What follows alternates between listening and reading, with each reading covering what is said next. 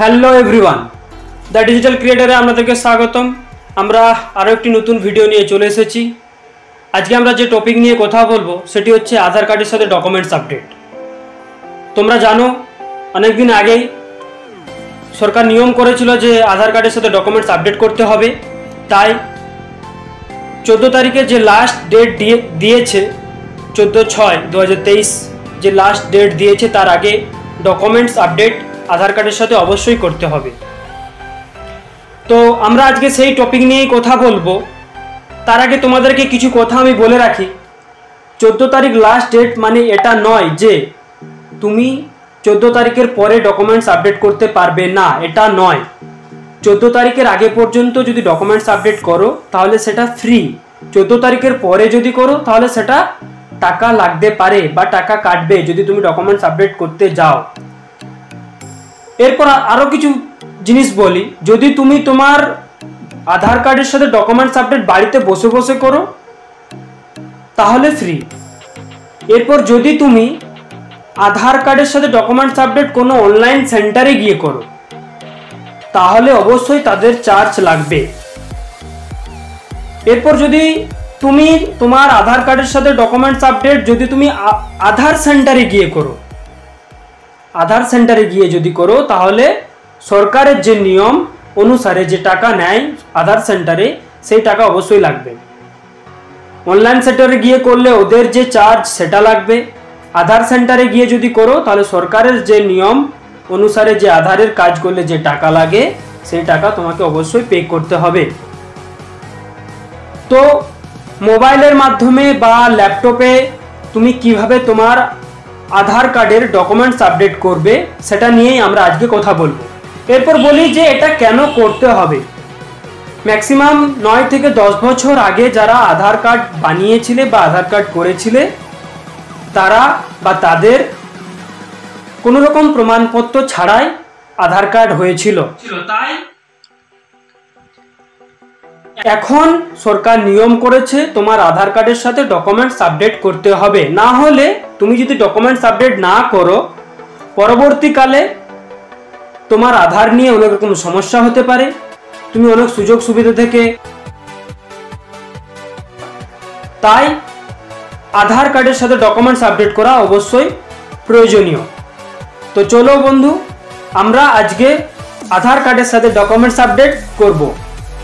Video শুরু করা যাক। ভিডিও শুরু করার আগে যারা চ্যানেলে নতুন আছো অবশ্যই সাবস্ক্রাইব করবে এবং ভিডিও দেখতে থাকো। তো চলো ভিডিও শুরু করা যাক।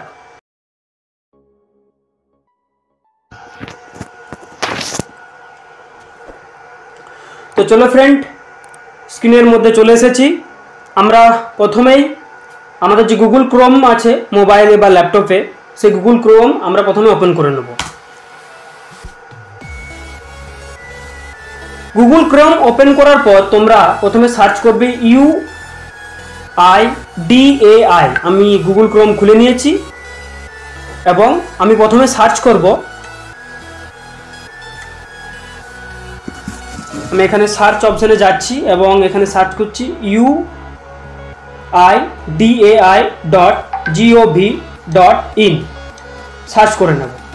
এই যে তোমরা দেখতে পাচ্ছ আমি তোমাদেরকে দেখাচ্ছি স্ক্রিনের মধ্যে, সেটা তোমরা দেখে নেবে।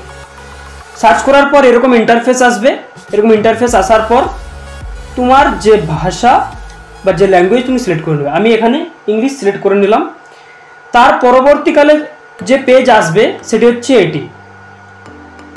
এখানে বেশি কিছু পেজ এদিক ওদিক দেখার কোনো প্রয়োজন নেই। তোমরা মাই আধার যে অপশন আছে এখানে আমি দেখাচ্ছি মাউসের দ্বারাই, তোমরা এটা মোবাইলের সাহায্যে করতে পারবে। Same process, desktop mode on করে তোমরা এরকমভাবে ক্রোমে গিয়ে সার্চ করতে পারবে। এরকম সেম প্রসেস, সব অপশন একই থাকে।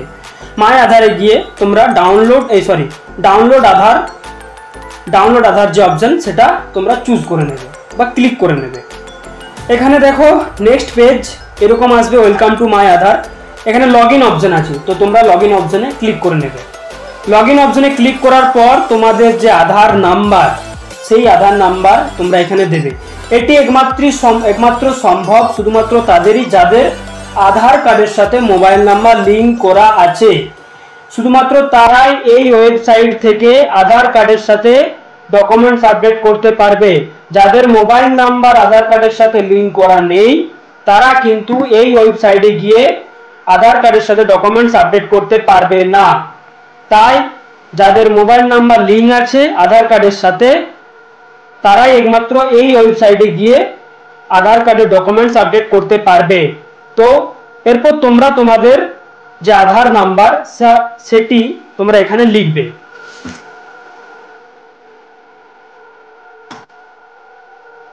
তো আমি আমার যে আধার নাম্বার সেটা আমি এখানে টাইপ করে নিচ্ছি। মনে রাখবে এটা কিন্তু মোবাইল থেকেও করা সম্ভব, ভালো করে দেখো। আমি আমার যে আধার নাম্বার সেটা আমি এখানে টাইপ করে নিলাম এবং যে ক্যাপচার কোড আছে সেই ক্যাপচার কোডটা আমি টাইপ করে নিচ্ছি। তো ক্যাপচার কোড টাইপ হয়ে গেছে এবং সেন্ড ওটিপির যে অপশন সেই সেন্ড ওটিপির অপশনটি আমি এখানে ক্লিক করে দিচ্ছি।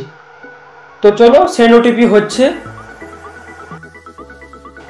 তো তোমাদের যে মোবাইল নাম্বারে আধার কার্ডের সাথে লিংক করা আছে যে মোবাইল নাম্বার সেই মোবাইলে তোমাদের ওটিপি চলে যাবে। আমারও চলে এসেছে এবং আমি সেই ওটিপিটা এখানে টাইপ করে নিচ্ছি। ওটিপি টাইপ করে নিলাম এবং লগ ইন অপশান যেটা আছে সেটা আমি এখানে ক্লিক করে দিলাম। লগ ইন অপশান ক্লিক করার পর এখানে অনেকগুলো দেখবে তোমরা অপশান পাবে, download Aadhaar, order, PVC, address update, generate, lock, authentication, এসব কিছু অপশান ক্লিক করার কোনো প্রয়োজন নেই। শুধুমাত্র তোমরা দেখবে শেষের দিকে স্ক্রল করে নিচের দিকে যাবে, ডকুমেন্টস আপডেট যে অপশান আছে, ডকুমেন্ট আপডেট, ভালো করে দেখে নাও, ডকুমেন্ট আপডেট যে অপশান আছে সেই অপশানে গিয়ে তোমরা ক্লিক করবে। ডকুমেন্টস আপডেটে গিয়ে ক্লিক করার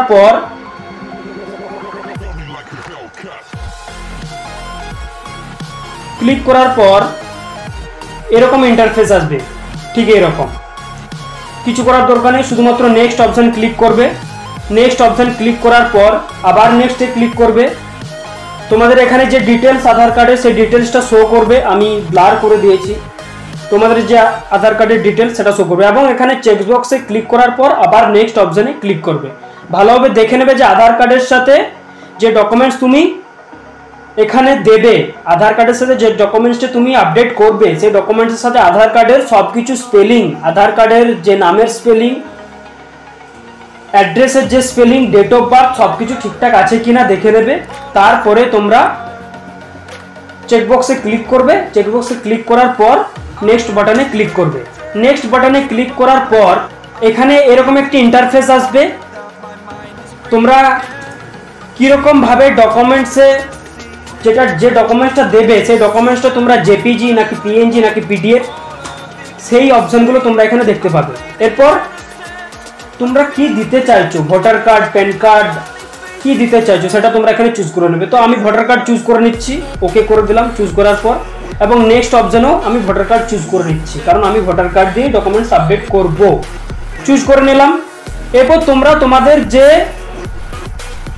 ভোটার কার্ড অর্থাৎ ভোটার কার্ডের জন্য যে পিডিএফ অর্থাৎ এটা পিডিএফ আকারে বা জেপিজি আকারে বা পিএনজি আকারে তোমরা আপলোড করতে পারো। তো আমি পিডিএফ করে রেখেছি, তো তোমরা সেই পিডিএফটা এখানে আপলোড করে দেবে। পিডিএফ আপলোড করা হয়ে যাবার পর ঠিক এরকম ইন্টারফেস আসবে। কন্টিনিউ অপশনে ক্লিক করবে।